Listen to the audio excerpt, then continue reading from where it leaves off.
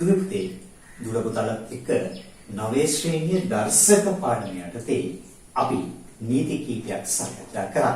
අද අපි සාකච්ඡා කරන්නේ ඍණ දර්ශක සම්බන්ධ තවත් නීතියක් පිළිබඳව.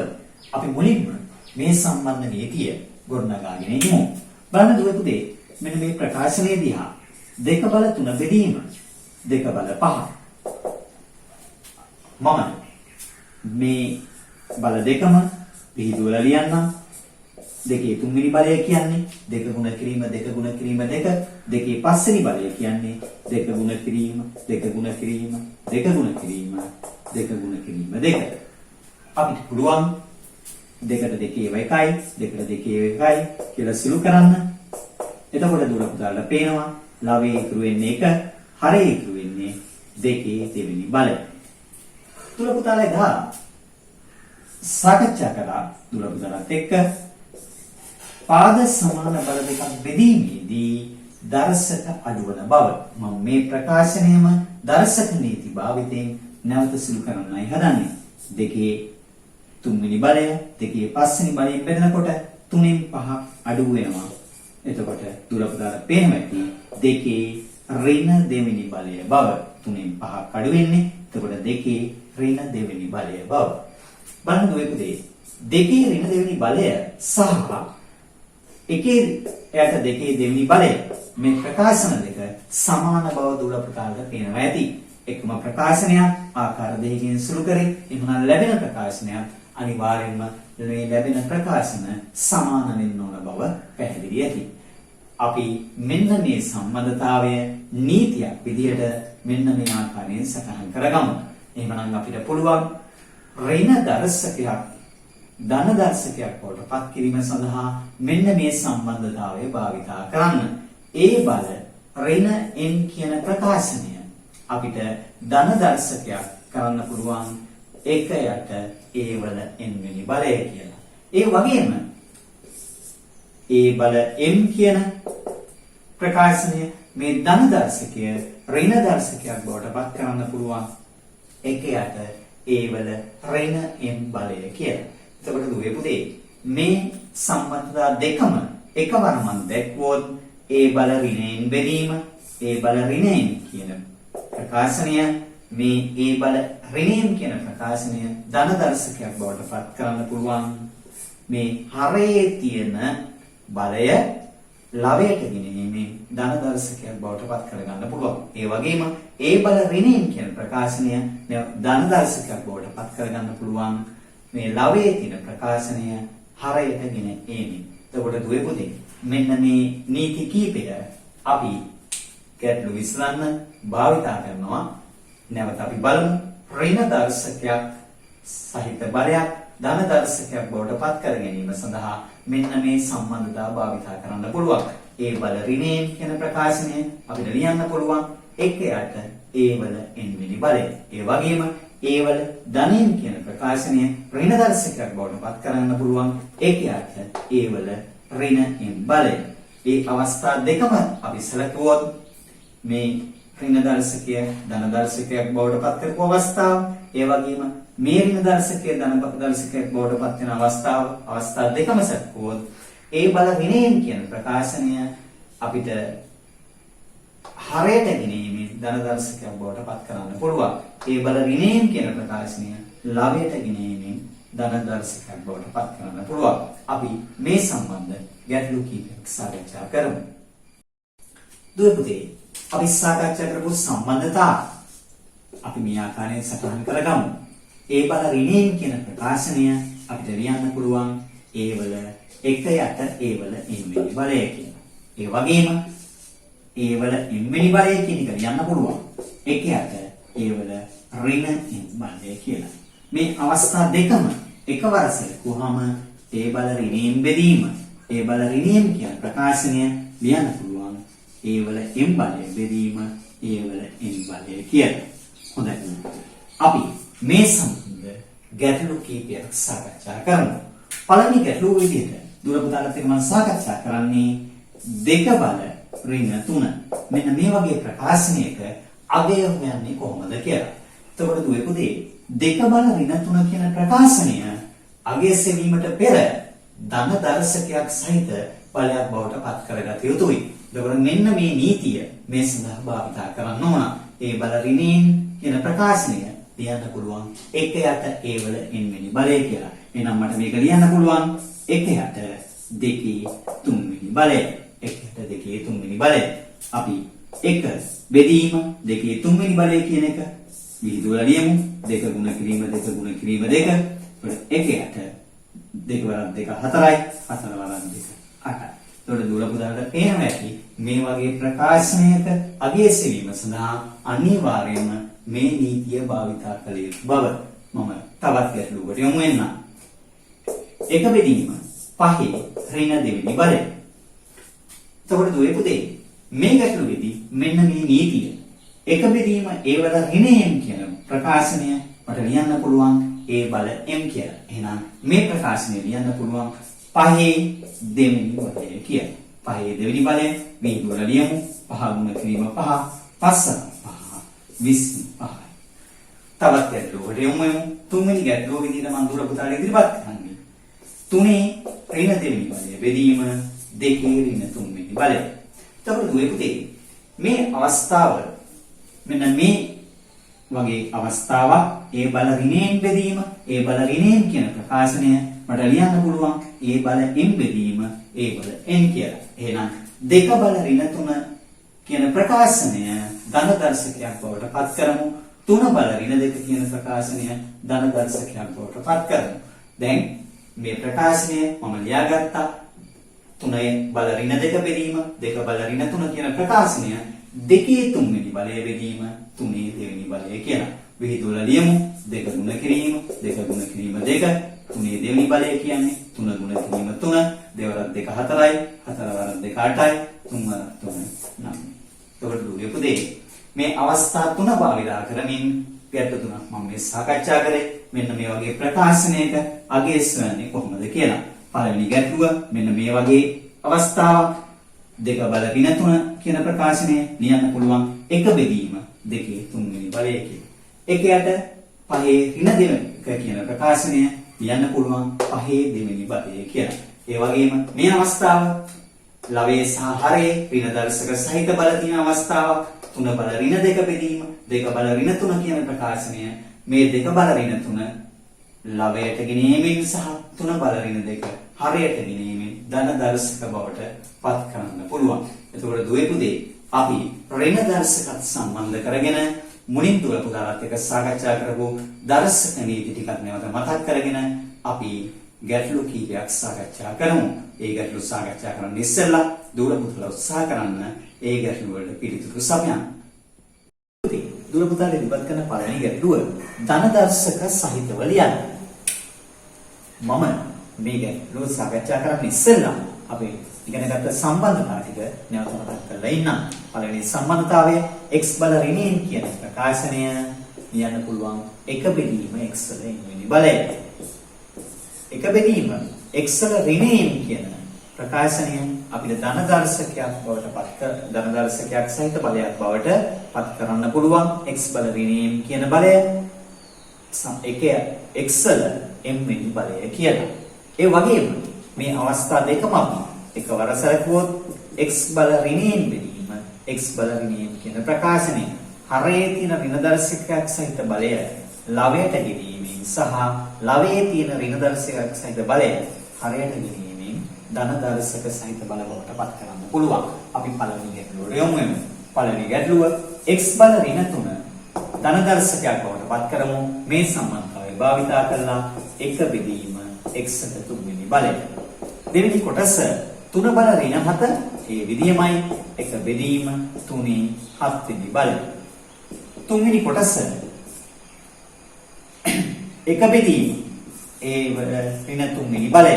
මෙන්න මේ සම්බන්ධතාවය අපි භාවිතා කරමු. ධන දර්ශකයක් බවට පත් කරන්න පුළුවන් ඒ වල 3 වෙනි බලය. හතරවෙනි කොටස ඒ බල ඍණ 2 බෙදීම ඒ බල ඍණ 3 කියන ප්‍රකාශනය මෙන්න මේ සම්බන්ධතාවය භාවිතා කරලා ඍණ දර්ශක සහිත බල ධන දර්ශක බවට පත් කරන්න පුළුවන්. ඒ බල ඍණ 3 ලවයට ගෙනීම ඒ බල ඍණ 2 හරයට ගෙනීමෙන් ධන දර්ශක සහිත බල බවට පත් කරන්න පුළුවන්. පස්වෙනි කොටස එක බෙදීම xy වල ඍණ 3 වෙනි බලය. xy වරහන් කරලා තියෙන්නේ. එහෙනම් මේක ධන දර්ශකයක් කොටපත් කරමු. xy වල 3 වෙනි බලය. අවසාන කොටස x ඍණ 1 ඍණ 2 වෙනි බලය. මේ ප්‍රකාශනයක් ධන දර්ශකයක් බවට පත් කරමු. එක බෙදීම x ඍණ 1 දෙවෙනි බලය. හොඳයි පුතේ. එතකොට මෙන්න මේ දර්ශක නීති භාවිතා කරලා අපි පළවෙනි ගැටලුව සාකච්ඡා කරේ ධන දර්ශක සහිතව ලිවීම. අපි තවත් ගැටලුවකට යමු. පුතේ දුරකථන ඉදිරිපත් කරලා තියෙන දෙවෙනි ගැටලුව ධන දර්ශක සහිතව ලියා අගය සොයන්න. පළවෙනි කොටස පහ වල ඍණ 2. මුලින්ම අපි ධන දර්ශක සහිත බලයක් බවට පත් කරමු. එක බෙදීම පහේ දෙවෙනි බලය. දැන් පහේ දෙවෙනි බලය කියන්නේ පහ ගුණ කිරීම 5. ඒකට දුර පුරාණ ලැබෙනවා 25න් 1. දෙවෙනි කොටස හතර බල ඍණ 3. මේ ගේම ගැටලුවක්. එක බෙදීම 4 3 වෙනි බලය. විහිදුවලා ලියමු. 4 ගුණ කිරීම 4 ගුණ කිරීම 4. එක බෙදීම 4ක් 4 16යි 16 4ක් 64යි. තුන්වෙනි කොටස එක බෙදීම 6 ඍණ 2 වන බලය. අපි ධන දර්ශක සහිත බලයක් බවට පත් කරමු. 6 දෙවෙනි බලය. දැන් විහිදුවලා ලියමු. 6 ගුණ කිරීම 6 36. හතරවෙනි කොටස 4 බල ඍණ 2 බෙදීම 5 බල ඍණ 3. මුලින්ම මේ ඍණ දර්ශක සහිත බල ධන දර්ශක සහිත බල බවට පත් කරමු. 5 බල ඍණ 3 ලවයට ගෙනීමෙන් 5 බල 3 බවට පත් කරගමු. 4 බල ඍණ 2 හරයට ගෙනීමෙන් 4 බල 2 බවට පත් කරගමු. පහේ තුන්වෙනි බලය කියන්නේ 5 25යි. 25 පහෙන් ගුණ කරාම 125යි. 4 දෙවෙනි බලය කියන්නේ 4 ගුණ කිරීම 4 16යි. අපි මේ විෂම භාගය මිශ්‍ර සංඛ්‍යාවක් බවට පත් කරලා තියමු. ලොකුතාල පේනවා 16 125 125ට 16ක් 7යි 4යි 42න් 2 ඉතුරු 4යි 4ක් 1 7යි 4යි 11යි ඉතුරු වෙනවා 13ක්. එහෙනම් අපිට ලියන්න පුළුවන් 7යි 16 13යි කියලා. තවත් එක ගැටලුවක් අපිට සාකච්ඡා කරන්න ඉතුරුයි. අවසාන ගැටලුව පස්වෙනි කොටස 3 ගුණ කිරීම 2 බල ඍණ 3. එතකොට දුවේ පුතේ මුලින්ම මේ ඍණ දර්ශකය සහිත බලය හරයට ගෙනීමෙන් ධන දර්ශකයක් සහිත බලයක් බවට පත් කරගමු. 3 බෙදීම 2 3වෙනි බලය කියන්නේ 2 ගුණ කිරීම 2 ගුණ කිරීම 2 දෙවරක් 2 4යි 4 වරක් 2 8යි. එතකොට දුවේ පුතේ අගේ සෙවීම සම්බන්ධ ගැටලු කීපයක් මේ සාකච්ඡා කරේ. අපි දර්ශක සම්බන්ධයෙන් ඉගෙනගත්ත සියලුම නීති භාවිතා කරමින් තවත් ගැටලු කීපයක් සාකච්ඡා කරමු. දුවේ පුතේ දුරකථනයේ ඉදිරිපත් කරලා තියෙන තුන්වෙනි ගැටලුව සුළු කරන පිළිතුර ධන දර්ශක සහිතව දක්වන්න. හොඳයි. එතකොට දුවේ පුතේ මේ ගැටලුව විසඳීමේදී අපි මේ වෙනකොට ඉගෙනගත්ත සියලුම දර්ශක නීති භාවිතා කරනවා. ඒ නිසා මම දර්ශක නීති මුලින්ම මතක් කරලා ඉන්නම්. අපි පළමුව ඉගෙනගත්ත දර්ශක නීතිය නැවත මතක් කරමු. පාද සමාන බල දෙකක් ගුණ කිරීමේදී දර්ශක එකතු කළ යුතු බව. ඊළඟට අපි සාකච්ඡා කළා පාද සමාන බල බෙදීමේදී දර්ශක අඩු කළ යුතු බව. ඊළඟට අපි සාකච්ඡා කරේ බලයක බලයක් සුළු කිරීමේදී දර්ශක ගුණ කළ යුතු බව. ඊළඟට අපි කතා කරා දර්ශකයේ ශූන්‍ය වන බලයක අගය 1 බව. අවසානයේ අපි සාකච්ඡා කරේ ඍණ දර්ශක සහිත බල ධන දර්ශක බවට පත් කර ගන්නා ආකාරය. එතකොට දුවේ පුතේ මේ සියලුම නීති භාවිතා කරලා අපි මේ ගැටලුව විසඳනයෝ සාකච්ඡා කරමු. පළවෙනි කොටස 5යි x බල ඍණ 3 ගුණ කිරීම x බල ඍණ 2. දුවේ පුතේ මම මුලින්ම මේ පාද සමාන බල සුළු කර ගන්නවා. දුරකථනට මෙන්න මේ නීතිය භාවිතා කරන්න පුළුවන්. 5යි x බල පාද සමාන බල ගුණ කිරීමේදී දර්ශක එකතු වෙනවා. ඍණ 3යි ඍණ 2යි ඍණ 5යි. දැන් අපි ධන දර්ශකයක් සහිතව අවසාන පිළිතුර තබමු. 5 බෙදීම මේ x බල ඍණ 5 හරයට ගෙනීමේ ධන දර්ශකයක් බවට පත් කරන්න පුළුවන්. දෙවෙනි කොටස විදිහට දුර පුතාට ඉදිරිපත් කරලා තියෙන්නේ 3යි x වල දෙවෙනි බලය බෙදීම x බල ඍණ 3. පළමුව මම මේ ඍණ දර්ශකය සහිත බලය ධන දර්ශකයක් සහිත බලයක් බවට පත් කරගන්නවා. 3යි x වල දෙවෙනි බලය ගුණ කිරීම x වල ඍණ 3 කියන බලය ධන දර්ශකයක් බවට පත් කරගන්න පුළුවන් මත ලාභයට ගෙනීමෙන්. දැන් අපිට පුළුවන් පාද සමාන බල ගුණ කිරීමේදී දර්ශක එකතු වෙනවා 2යි 3යි 5. ඊළඟ කොටස විදිහට තුන්වෙනි තුන්වෙනි කොටස විදිහට මම දුර පුතාට ඉදිරිපත් කරලා තියෙන්නේ තුන්වෙනි කොටස 2යි x බල වෙන 4 ගුණ කිරීම x වල දෙවෙනි බලය බෙදීම 4යි x බල වෙන 3.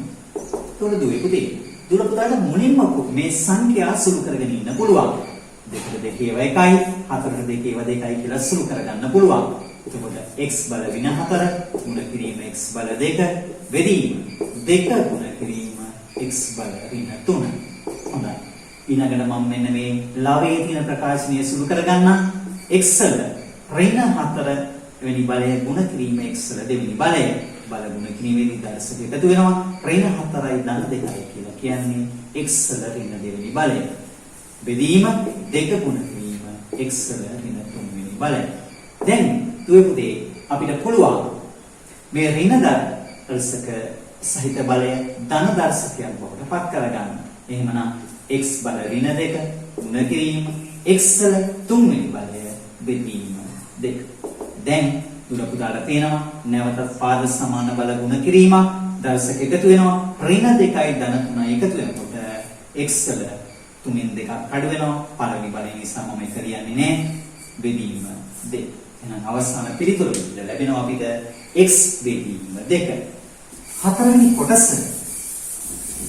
කොටස විදිහට දුර පුතාට ඉදිරිපත් කරලා තියෙන්නේ 3යි x වල දෙවෙනි බලය ගුණ කිරීම y වල බිඳුවේ බලය සම්පූර්ණ බෙදීම x වල ඍණ 3 වෙනි බලය. මුලින්ම දුර පුතාට පේනවා දර්ශකයේ ශූන්‍ය වන බලයකගය අපි සාකච්ඡා කරා එක බව. මම අනිත් පද එහෙමම ලිව්වා. දැන් මට පුළුවන් 3යි x වල දෙවෙනි බලය මේ ඍණ දර්ශක සහිත බලය ලාභයට ගැනීමෙන් ධන දර්ශකයක් බවට පත් කරගන්න. මම මේක නැවත ලිව්වේ නෑ. දැන් අපි මේ ප්‍රකාශනය සුළු කරමු. 3යි x වල 2යි 3යි එකතු කරාම 5යි. එතකොට දුවේ පුතේ අපි මේ සාකච්ඡා කරේ හතරවෙනි කොටස. දුවේ පුතේ පස්වෙනි කොටස 3යි x වල දෙවෙනි බලය වර්ණන කළා. වර්ණන පිටින් තියෙනවා 3 වෙනි බලය. තුන කිරීම x වල ඍණ දෙවෙනි බලය. මෙතනදී දුර පුතාලා මතක් කරගන්න බලයක බලයක් සුළු කරපු ආකාරය. 3 කියන්නේ 3ේ පළවෙනි බලය බව දුර පුතාලා දන්නවා. එහෙනම් මේ 1 3ෙන් ගුණ කරමු. එක් වරක් 3 3යි. x වල 2 3ෙන් ගුණ කරමු. දෙවරක් 3 6යි. ගුණ කිරීම x වල ඍණ දෙවෙනි බලය. දුවේ පුතේ 3ේ 3 වෙනි බලය කියන්නේ 3 වාර 3ක් ගුණ වෙන්න ඕන. 3 වරක් 3 9යි. 9 වරක් 3 27යි. x බල 6 ගුණ කිරීම x බල ඍණ 2. දැන් අපිට පුළුවන් පාද සමාන බල ගුණ වෙනකොට දර්ශක එකතු වෙන්න ඕන. 6යි ඍණ 2යි එකතු කරමු. එතකොට 6න් 2ක් අඩු වෙනවා 27යි x වල 4 වෙනි බලය. අපි 6 වෙනි කොටසට යමු. 6 වෙනි කොටස xy වරන් කළා තියෙනවා. ඍණ 4 වෙනි බලය ගුණ කිරීම xy සම්පූර්ණ බෙදීම xy වල දෙවෙනි බලය. තුවේ පුතේ මම මුලින්ම මෙන්න මේ ලාභයේ තියෙන ප්‍රකාශනය සුළු කරනවා. xy වල ඍණ 4 ගුණ කිරීම xy වල 1 පාද සමාන බල ගුණ මේ කිරීමේදී දර්ශක එකතු වෙනවා. එහෙනම් xy වල ඍණ 4යි ධන 1යි එකතු වුණාම ඍණ 3යි. බෙදීම xy වල දෙවෙනි බලය. තුවේ පුතේ ඊළඟට දුර පුතාලා පේනවා මෙන්න මේ ඍණ දර්ශකය සහිත බලය අපි ඒක ධන දර්ශක සහිත බලයක් බවට පත් කරගමු. එතකොට ලාභයේ ඉතුරු වෙන්නේ 1 xy වල දෙවෙනි බලය ගුණ කිරීම මේ ඍණ දර්ශක සහිත බලයක් හරයට ගෙනීමෙන් ධන දර්ශකයක් බවට පත් කරනවා. එක බෙදීම xy වල පාද සමාන බල ගුණ කිරීමේදී දර්ශක එකතු වෙනවා 2.3 5. තුවේපදී ඊළඟ කොටස විදිහට මම ඉදිරිපත් කරලා තියෙන්නේ 7 වෙනි කොටස. 7 වෙනි කොටස විදිහට ඉදිරිපත් කරලා තියෙන්නේ 0.3 බිඳුවේ බලය ගුණ කිරීම 0.3 ඍණ දෙවෙනි බලය සම්පූර්ණ බෙදීම 0.3 ඍණ හතරවෙනි බලය. උල පුදාලා මේ වෙනකොට දන්නවා 0.3 බිඳුවේ බලය කියන්නේ එක බව. ගුණ කිරීම 0.3 ඍණ දෙවෙනි බලය බෙදීම 0.3 ඍණ හතරවෙනි බලය. තුවේපදී මේ ඍණ දර්ශක සහිත බල ධන දර්ශක බවට පත් කරගන්න 0.3 ඍණ හතරේ බලය ධන දර්ශකයක් බවට පත් කරගන්න මේ ප්‍රකාශනය ලවයට ගෙනීමෙන් ඒ වගේම 0.3 ඍණ දෙවෙනි බලය හරයට ගෙනීමෙන් ධන දර්ශකයක් සහිත බලයක් බවට පත් කරගන්න මම මේක නැවත ලිව්වේ නෑ. දැන් පාද සමාන බල බෙදීමේදී දුර පුදලා දන්නවා දර්ශක අඩුවන බව 4 2ක් අඩු කරනවා 2යි. දැන් 0.3 දෙවෙනි බලය කියලා කියන්නේ 0.3 0.3 ගුණ කරන්න 9යි 0.0යි බිඳුවෙන් ගුණ කරමු. ඒකට දුර පුදාලා පේනවා දශම ස්ථාන දෙකක් වෙන යුතු බව අවසාන පිළිතුර විදිහට ලැබෙනවා 0.09. තුවේපදී ඊළඟ කොටස විදිහට අපි සාකච්ඡා කරන්නේ 8 වෙනි කොටස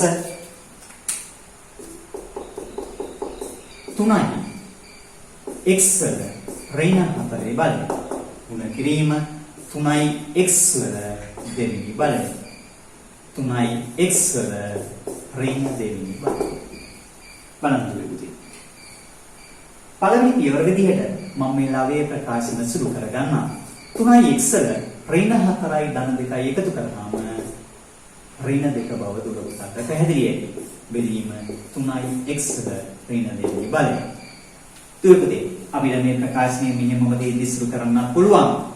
ඕනම ප්‍රකාශනයක් එම ප්‍රකාශනයෙන්ම බෙදුනහම අගය එක බව අපි දන්නවා. මම මේ ඍණ දර්ශක සහිත බල ධන දර්ශක බවට පත් කරන්න 3යි x වල ඍණ දෙවෙනි බලය මම ලවයට ගෙනීමෙන් ධන දර්ශකයක් බවට පත් කරන්න 3යි x බල ඍණ 2 හරියට ගෙනීමෙන් ධන දර්ශකයක් බවට පත් කරගන්න. දැන් දුර පුතාලා පේනවා ඇති 3යි x වල දෙකෙන් දෙකක් අඩු වුණාම බිඳුවේ බලය බව අපි දන්නවා ශූන්‍ය දර්ශකයක් සහිත බලයක අගය 1.5. පොඩි දුර පුතාලත් එක්ක මේ සාකච්ඡා කරේ අපි ඉගෙනගත්ත සියලුම දර්ශක නීති භාවිතා කරලා ගැටලු කීපයක් විසඳීමයි මේ සාකච්ඡා කරේ. එතකොට දුර පුතාලා මේ දර්ශක නීති පිළිබඳ නැවත මතක් කරගෙන දුර පුතාලට පුළුවන් පෙළපොතේ දින අභ්‍යාසවල යෙදෙන්න. හොඳයි දුරපුතේ. අපි 9 ශ්‍රේණිය තවත් පාඩමකින් හමු වෙන තෙක් දුර පුතාලා හැමෝටම තෙරුවන් සරණයි.